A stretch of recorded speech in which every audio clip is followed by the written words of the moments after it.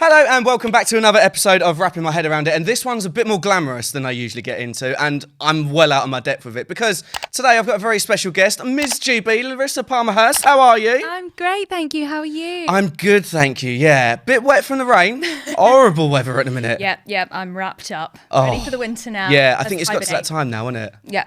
So, how's things? Because we've obviously chatted before, yes. And I really wanted to get you back on again because I think that it's incredible what you're doing. But firstly, before we get onto that, how's things? How are you? Yeah, great. I've had a busy few weeks, as you can see. I can imagine. Congratulations. Thank you. Yeah, so won my competition 4 weeks ago, and yeah, just loving life. Amazing. Keeping busy. It's nice to see you again. I know, yeah. It feels like it's been an age, but then also it's only like a few weeks ago. So. I know. It's weird. I'm like in a time warp. Yeah, exactly. Yeah. So obviously, as we said, congratulations on Ms. GB. So I wanted to touch on that because you do a lot of work with mental health as well. But I would love to find out because, as I said at the top of the show, I am completely out of my depth on this one. So in terms of pageants and things like that, how did you get into pageants? Where did it all start for you? So when I was 19, I was a journalism student and I was asked as part of my work experience, you need to get some industry expertise basically. So I was asked to cover basically interviewing contestants of a local pageant. And I went along and I actually loved meeting the girls so much. Like I just wanted to be all of their best friends that I entered myself. Didn't come anywhere, but I absolutely loved the experience. And from then on, I either competed in one or I helped run one, or I just stayed in touch with girls that were doing them for years. And then officially retired at 28. Because just a few years ago, you couldn't even really carry on in pageants when you hit a certain age, or maybe you got married. Some of them, you couldn't have children, but now they're pretty much all open to all ages. You can be transgender, you can be married, you can be divorced, you can be a mum. So I went back now as a 33-year-old married woman and just thought I'll give it one more big shot, and luckily it paid off. Yay! I'm so happy for you because I know that when we chatted beforehand that you were so nervous. I was. Well, it was the day. I saw you the day before I was competing. So, I mean, it was very fresh in my head. It was good. It was great practice because I saw you, we had our interview, and then I had my actual interview the next day with the judges. So I owe you. I think you helped prep me. Oh, well, you're very welcome.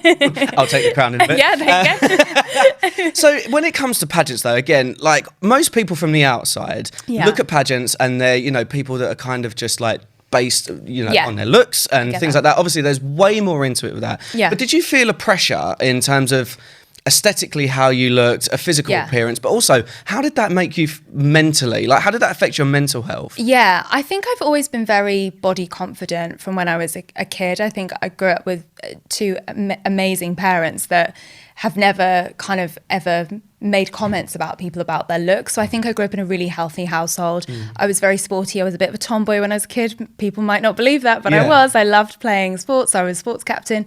I was head girl. So I just think I've naturally had a bit of a confidence in me since I was young. So I think it naturally suited me. My mum always says I came walking, talking out the womb. So I've never really minded being on stage and just chatting away to people. I do think you put a little bit of pressure on yourself. I do think that that's something that I did maybe in kind of my early to mid 20s, where you naturally kind of look at your amazing friends and think, oh, maybe I should look a little bit more like them. But, it never really affected me. I've always just thought I am who I am, and I just recommend everybody else tries to feel that way and embrace who they really are. Your authentic self is what the judges are looking for. Your interview score is very, very important. I think if you do well in your interview, you're looked at on stage as opposed to, people are looking at for the beautiful girl. They're looking for the girl that they fell in love with in interview because they loved her personality. That's my personal experience of how I felt that I won Miss Great Britain because I won the interview round. So I think that probably helped. But what I would say is I think when you actually look at the contestants, particularly in my competition, but in British pageantry in general, the competitions are really diverse. Not one winner looks the same. And I really love that. I think it's really fresh. And I think that's really important that every year the winner is very different in terms of how they look, but what they do, their careers, just their platforms. So I think that's kind of been the thing that I've noticed over the last few years, particularly, that's really changed in pageantry. And I think that, again, as someone who has no clue about this, when it comes to pageants, when I've seen it, like you said, I've seen some of the pageants where they give the speeches and everything like that. But obviously, like you said about the body confidence side of it, for me, I just looked at it and I was like, Jesus Christ, the actual, the actual confidence to walk out in front of thousands of people, televised, in some of these pageants around the world, in something, quite small and quite revealing a lot of the time as well. That must be crazy. Yeah. Right? Yeah. So I've done competitions that have a swimsuit round and competitions that don't. When I first went in for one where I would be wearing a bikini, I was a bit nervous, but I practiced my walk. I practiced seeing what I would look like in the mirror, what I would enjoy in terms of walking. Some people are more sultry, some people are more powerful. And then I just picked a swimsuit that I really liked. Yeah. And actually, most girls say it's their favourite round afterwards because it's really liberating. If you can stand in your bikini on stage in front of a load of strangers, potentially televised as well, and a lot in America, India, Asia, Philippines is huge out there. Those countries, it's on their national TV. It's like their Saturday night shows. So I think if you can do that, you can really do anything. It makes you, for me, I do think it helped me in terms of when I can go in for a job interview, it's fine. I'm wearing a lot of clothes. Yeah. I know who I am. Again, if you can stand on stage and do that, you can do anything. Yeah. So take us back to the night that you won then, because I want to know personally how you mentally prepared for that, but also just tell us about the night because it must have been so lovely. It was amazing. So it was across 2 days. So day one is when you register, you hand in your funds for your charity money. So you raise money for charity and awareness. You have rehearsals all day, and then they have a party in the evening as well. You'll have done your interview with the judges in that day as well. So I think that's the thing that most people are nervous about, is get the judging out the way, the interview, and then you can just chill out and enjoy yourself. And that's why it's really nice for Great Britain to, I think, host a little party the night before, loosen us up a bit, have a nice meal and just have a dance and get to know each other a bit more. So on the Friday, you're just a little bit more relaxed on stage. And then after a day of rehearsals, you go straight into the finals. It starts at like 6-7 o'clock. It's a full night, 3 rounds on stage and an opening round where you have to do a dance, which was terrifying. How was that? What did you do? Well, I got put at the front, which was amazing. I don't know what they were thinking. Did you do the funky chicken? Honestly, so it's so funny you said that because there is a still picture of me and I do look like I'm doing the funky chicken. I was like, what am I doing? But Dion, our amazing choreographer, she helps us, feel really confident with that dance, walked us through it a million times. I mean, we had since September, we were told what the dance would be. We were sent the videos. So we had enough time to prepare. And somehow I ended up right at the front and I just was like, well, I'm going to give it a go. Give it a go now. Yeah, have a great time. And actually it was so much fun. Like, it's weird because you're having such a ball on stage and then when you come off stage, you're in the change rooms with all the other girls and it's absolute chaos. There's like, feathers flying everywhere. There's sequins. There's like sarongs going everywhere for the bikinis. Like, it's wild out there. And then when you come out on stage and it's so calm and collected and people are screaming at you, it's just so many emotions that are going on. So yes, you're right. Mentally, I think there's a lot going on. So you have to stay very calm and in control. Yeah. And one thing that I wanted to pick up on, which we said before, was that you said, and again, there's a lot of misconceptions around pageants and everything, is that, a lot of people who are, I'm going to call it out, ignorant, will say that, people that enter pageants and things like that, you have to, as we said, look a certain way, which means potentially there's eating disorders in the background and X, Y, Z. You said that you love going out for like a load of food, like all the girls go out the night before, you said, and it's actively not the case, right? Yeah, I would say, I mean, we had also, I've completely forgot, we had pizza as well on the Friday. We were basically, by the way, you're going to have Domino's. Sorry, advert. Oh. You're going to have Domino's before you leave to get ready for your when you go out and get all glam basically. So straight after rehearsals, you're having pizza and you're not leaving until you've had pizza because they don't want anyone to feel hungry or fainty on the night. And it's really drummed into you from the organisers how important it is to eat, water, stay hydrated, plenty of sleep, like all of that. You have to take care of yourself physically. Yeah. So I think that's really important. For me, I had a McDonald's the night after. Oh, really? So, I mean, I'm terrible with my junk food. I love it. Yeah, same. I'm the worst. Like, I know that I'm going to go home tonight and be like, oh, yeah, well, we'll have a healthy meal. Papa John's will text me. No, that's it. It's done. That's it. Yeah. Same. I had a Chinese last night. Curry.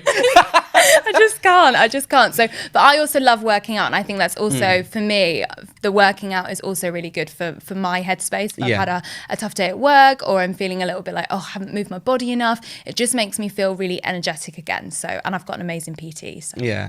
I must admit, I need to do more of the exercise bit, but when I do it, like, you're right though, physical health and mental health go hand in hand. Yeah. And it's so nice when I did a workout at the beginning of the week and it absolutely killed me. I'm not gonna lie. And I'm still feeling it now. we're almost a week later. But yeah, I think that that sort of mindset that I got myself into of I've achieved something, I've done it, I've set up the week, even though I'm paying for it for the rest of the week, but you just feel so much better, right? Yeah, exactly. And I didn't lose weight for my competition. I just told my PT, I told him before anyone, actually, before my husband, because I thought, well, poor Andy's gonna have the most work to do here. And I was like, I just want to feel great in myself for this competition, and we've got basically 100 days. Are you ready? And he was like, let's do it. Yeah. And that's all it was. It was about making me feel really confident in myself. So, and that just involved upping the workouts a little bit in terms of cardio and just, building on a little bit more muscle. But yeah, when it comes to diet, he did tell me to cut out a lot of my pain au chocolats, but I have a slight addiction. Oh, really? Sometimes they sneak back in. They just sneak back in? Yeah, there's just one there. What am I going to do? Oh, no. Yeah, especially as I'm not really meant to have dairy and gluten and what's the other one? Oh, egg. I did one of those intolerance tests. And my favourite food in the world is pancakes. Oh, no. So it's basically all 3 ingredients. But, I like to live life on the edge. So I just deal with it later. Just deal with it later. That's it's worth it. Yeah, that's future Larissa's problem. Yeah, future Larissa's problem. Present Larissa's having a great time. Yeah, she's having a lovely time.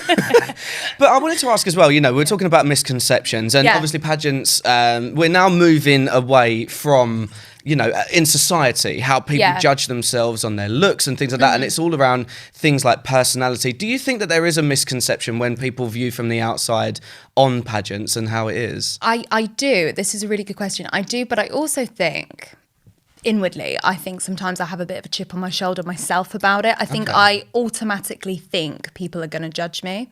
When I came into the studio earlier, and I met the lovely Sophia who's helping us today. Producer Sophia. Hi, shout out. I naturally hide my sash and crown, and I shouldn't do that. I naturally, because I'm like, oh, I've got to explain. And actually everybody that I ever meet goes, oh my God, amazing, congratulations. And I'm like, oh, great, cool. Let's put it all on. And then it's just a natural thing, I think, because I think I've done them for so long that I've probably encountered 1 or 2 people, but that's not really many. I think it's natural to always remember the 1 or 2 trolls or the 1 or 2 negative voices over the hundreds of amazing people that you meet through doing pageants and, speaking to people about them. They started a long time ago. This is the oldest pageant in the UK. And I think originally in pageants' heyday, when they were on TV, they maybe were a little bit more about just standing on stage looking pretty. They've really overhauled, they've really changed, and they've moved with the times in the way that, when you look at the big brands, I think a lot of them are now using more diverse models. That's great. That's what they should be doing when it comes to fashion and clothing. And I think pageants have done exactly the same. As I said, I think the interview is the most important round. For me, it is anyway. If I know I've had a good interview, I'm going to go out and smash it on stage. So they're looking for you from the interview. They're not looking for the hottest girl. They're looking for the girl that they had a good laugh with in the interview. Yeah, and I think that's the thing, because as we've said throughout the whole episode, is that, people judge. People have judged people previously on their looks, and I think that once you get past that, then and you get to know a person or whatever it may be, especially in the line of work that you're doing now with this, there's so many people that are out there, and as I said earlier, that will just say, oh yeah, it's just a looks competition. Yeah. But there's so much more to it than that. There really is. And I also think I don't judge people. I mean, everyone always says that. Within 5 seconds of meeting somebody, you've already maybe had an impression. It's quite normal. It's just it's just the way we are. But I think I would never judge someone for what they wanted to do. I'm always really curious. So I always ask very open-ended questions. My job, I'm in marketing. I interview people for a living. It's really weird to be again on the other side. I know, you're on the other side now. I don't know what to do. But yeah, I'm just always very curious. And I think the majority, 99.9% of the people that I speak to are really open about it. And I think historically I used to be a little bit like, oh yeah, I also do this on the side. But now I think also it does help that I've won. I'm more like, hello, walk in with the crown. Like my friends and my colleagues at work got me to sit at my desk and do some fake typing while they could film me. So yeah, everyone's very supportive. I think the misconceptions are potentially because of what people have also seen historically. Like you just think of miscongeniality, but again, miscongeniality, you see them all come together, the friendships that are formed, the fun they have, they eat pizzas. So I just think, don't ever judge something unless you've actually tried it yourself, or at least come along and watch one and actually see the camaraderie that comes about. 2 of my bridesmaids were girls I met through pageants. So what I would say is those type of friendships wouldn't be made if it wasn't a good industry, in my opinion. And would you say would you advise people potentially to get into it in the future? Yeah, I would say it's very good. I've always been naturally very confident. I think I've become more confident through doing it. And actually, the first 6 months of this year, I wasn't really feeling like myself at all, being completely honest. I just felt I wasn't really sure who I was, because I think I'd done them for so long, and then I'd given up, I'd bought a house, I'd got married, I was taking my career really seriously, but I didn't really have any hobbies. I was just like, I just go to brunch occasionally and eat those pancakes. But I didn't know who I was. So I got back into it and started to really feel like myself again. And that's what I think they're very powerful at doing, is helping you find out who your authentic self is. So most girls that enter pageants for the first time, it'll be a really fun experience. But what you might find is you might find a cause or a passion or an interest that you didn't know about originally. So I've always been a bit of a talker and I've always been interested in politics, but I never really knew how to kind of put those things together until I got really into pageants. And that's why I came up with my platform, Feminists in Heels, which is all about getting women's voices into places of power. And politics is one of the most powerful places to be. So yeah, I encourage women through that platform to vote for the first time, to speak to their MP or become one themselves, because there's a lot of things still in this country that could be improved when it comes to women's rights. It's something I'm really passionate about. I probably wouldn't have come up with that if I hadn't have met so many women from diverse backgrounds in pageants. Yeah.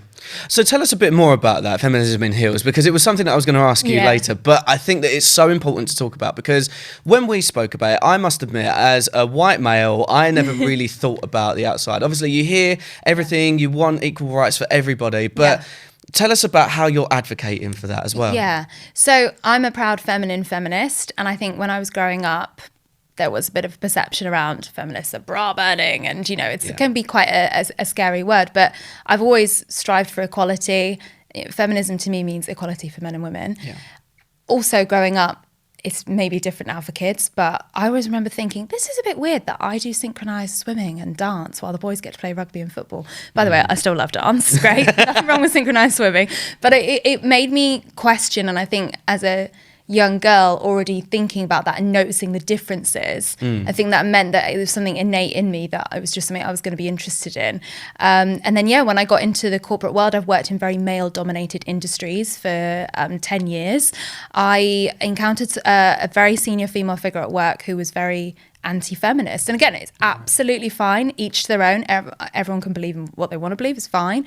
But it just made me think, I'm very surprised that a senior woman wouldn't want to be a feminist. And I think, again, it's those kind of stereotypical connotations, the same ones that I think I may get labelled with as a pageant girl.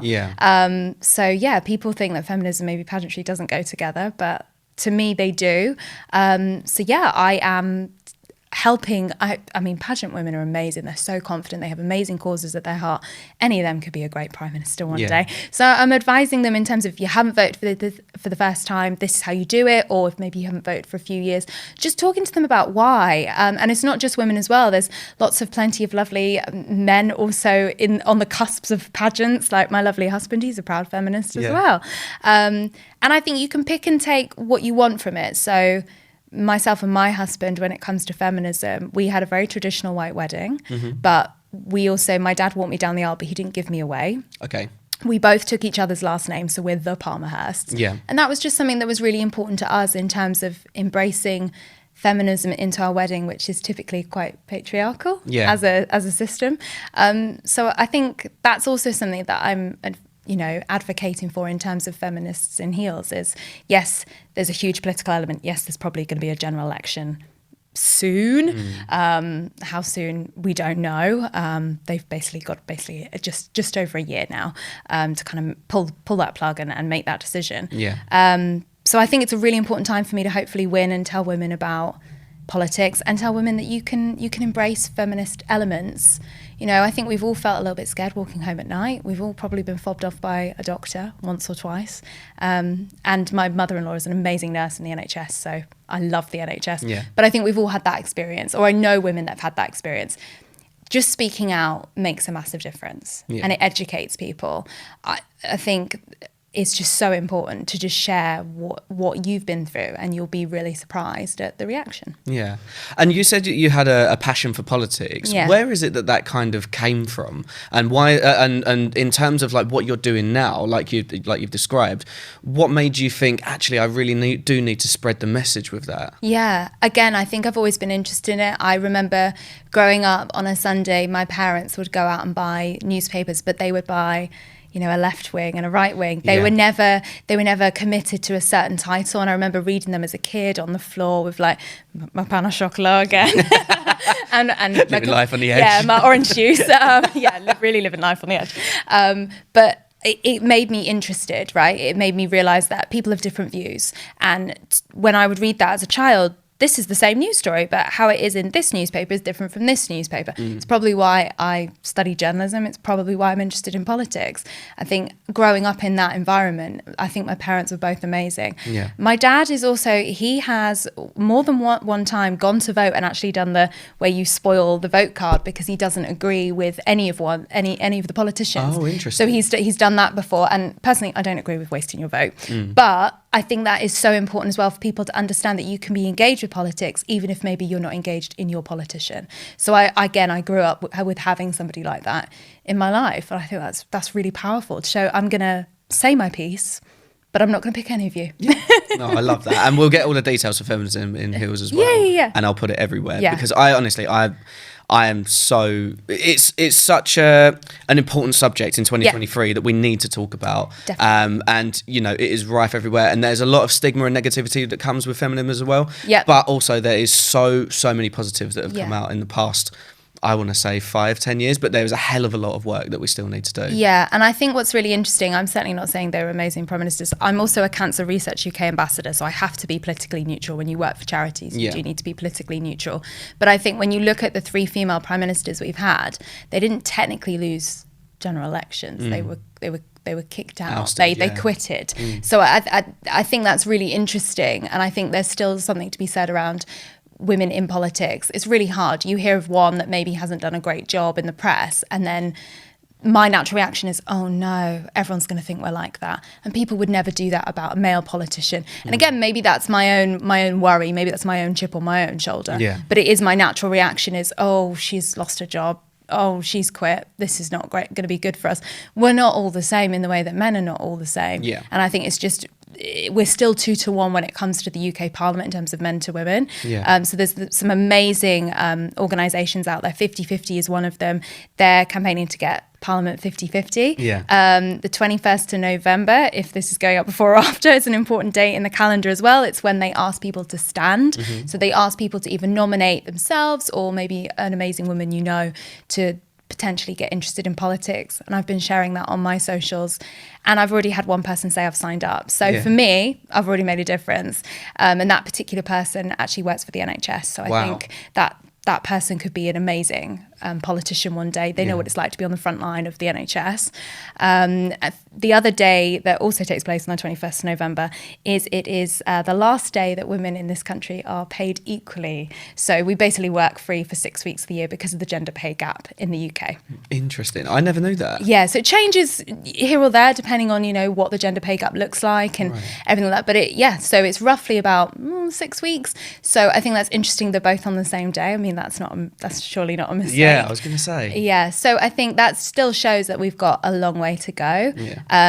But I think what we have got here is we have got the vote, and there are a lot of people, men and women in the world, that don't really have that right. So just please exercise it. Don't do what my dad does and don't do that, naughty. But, you know, if you're maybe not sure, I'm always an open book. People can come and speak to me through my Instagram. I'm the only one with my name, so I'm easy to find, and just talk to me about it, because I'm really keen for people to understand more about politics. It is really important. I know it's not the sexiest, but it is important. It's things as simple as understanding how your MPs has voted in something that's important to you. For example, the ceasefire. You can go onto a BBC News article and you can find how your MPs voted recently. Yeah. Just things like that, just educate yourself.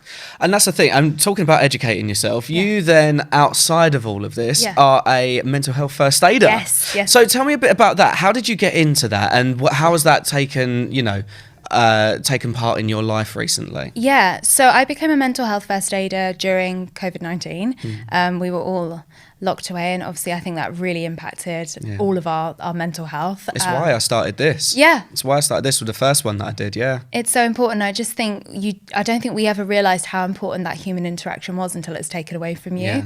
So I did that alongside my day job. My work were actually doing a programme on it, and I put myself forward, I was accepted, and then I did the course online. I have a big book at home that I can refer to at any point, and it just means that people can come to me as a listening ear. I'm certainly not a mental health trained professional, so I think that's really important, but I can direct people to the right resources that they may need, or encourage them to talk. Problem shared is problem half. Yes, that's absolutely the normal saying. But I did that because somebody very close to me was really struggling with the mental health during the pandemic, and I just thought, this isn't right. It's such a shame that we went through that as a work, like globally. And I just want to make sure that everyone feels like they can talk to somebody, because the person that's really close to me, they lived by themselves, and I think that was probably the worst aspect of COVID. Is that loneliness. Did you find that COVID affected your mental health as well? It's interesting, because I'm naturally an extrovert. I think I really did miss seeing people and going out. I think I also I was working throughout, so I think that potentially kept me very, I had a schedule as such. But yeah, I do think it affected me. I think it affected us all in different ways. For me, I did become a little bit more introverted. I became a little bit more tired when I would eventually go out and speak to people again. And it just made me maybe worry a bit more about things. I think it just makes you realise you can't take anything for granted. We couldn't even sit down on a park bench, you know. Everything changed.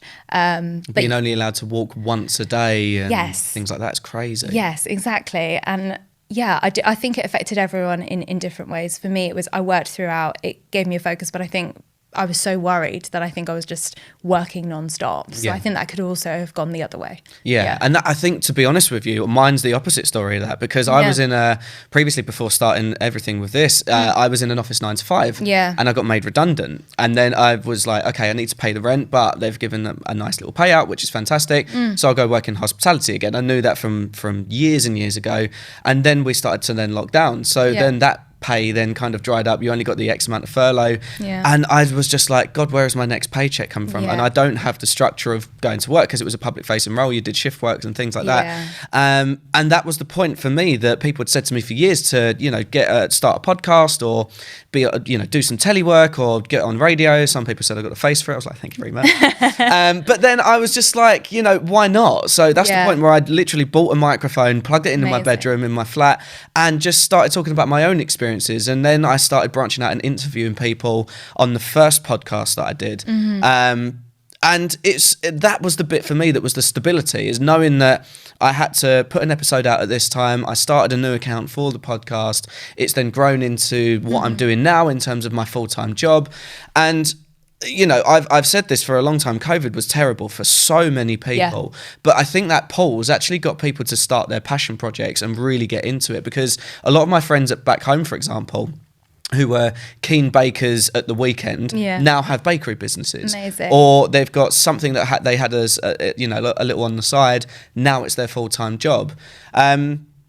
But I wanted to ask you as well, in terms of your mental health, because I know that mine declined during COVID. Yeah. When you did your, once you started your mental health first aiding, some of the stuff that you come through, and I will always advocate for mental health and the messages that come in. And like you, I will always redirect, because I'm not medically trained in it. Yeah. I'll always redirect to the right resources and things like that.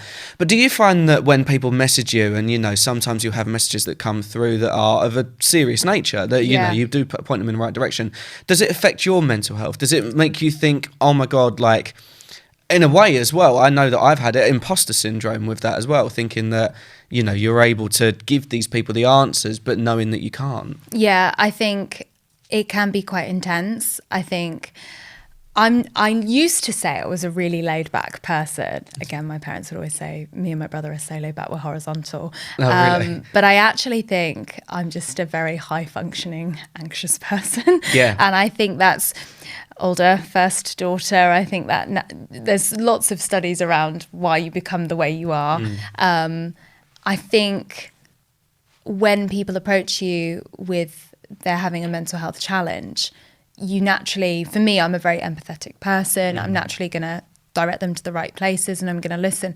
But I think you wouldn't be human if you didn't take that on. And I think you do take that on a little bit like a sponge. You absorb that, and then throughout the day, more and more things may happen. And then you go home and you just need to kind of let it out a little bit. That's why, for me, working out is really good. I have a lovely husband who I can talk to about these things. But a lot of people don't have those mechanisms. And I think that's why the pandemic was so hard, is because a lot of people didn't have that person to talk to, or they didn't know how to get in touch with a person. I think we really missed that. So I think that's probably why I became a mental health first aider during COVID. For me now, my mental health is in a really good place. I think a lot of people ask about how is it when you do pageants, because you're putting yourself out there. Yeah. And there's always one or two negative voices, don't get me wrong, but I'm a really resilient person, and the majority of people are absolutely lovely, and it just has built me up into the person I am today. I have to have goals and organisation in my life because I'm naturally a flappy flapper. I'm called Half Job Hirst at home. That's my name. I love that. Yes, because I never finish a project. And I think the reason I won this year is because I think I was in a really good place with my headspace. I think previous years I've been a bit flappy. I haven't had that focus. This time round, I had the drive, and I had 3 mini goals every day to work towards my goal of winning Miss Great Britain. And that put me in the right headspace for the competition. Yeah. I wasn't nervous. I mean, we said I was a bit nervous on your radio show. But when I got there, I was absolutely fine. I loved it. And I think it was weird when people are looking at you on stage, because I felt like I wasn't being looked at. I felt like I was watching the crowd watch me, which is a very different space to be in your own head. But I think it really worked. I got there because I've done the work. I think being a mental health first aider helped. I think years of doing pageants helped. And I finally won. But I do think the right headspace was critical to doing that. And what advice would you give to anyone then who's been in a similar situation to yourself, whether it's the pageantry work or now the mental health work that you're doing as well? What advice could you give to anyone who's had a similar situation to yourself? Yeah, I would say treat others how you want to be treated. I know that sounds really basic, but I do think that's really important. I would say don't judge others. And I think that's really easy to do. And I think people don't even realise that we do it. You can do it with body language. It can be as simple as saying to somebody like, oh, you're having a bad day, let's go have a chat. And then you take them off and you sit there with your arms crossed. Open body language, growing your listening skills.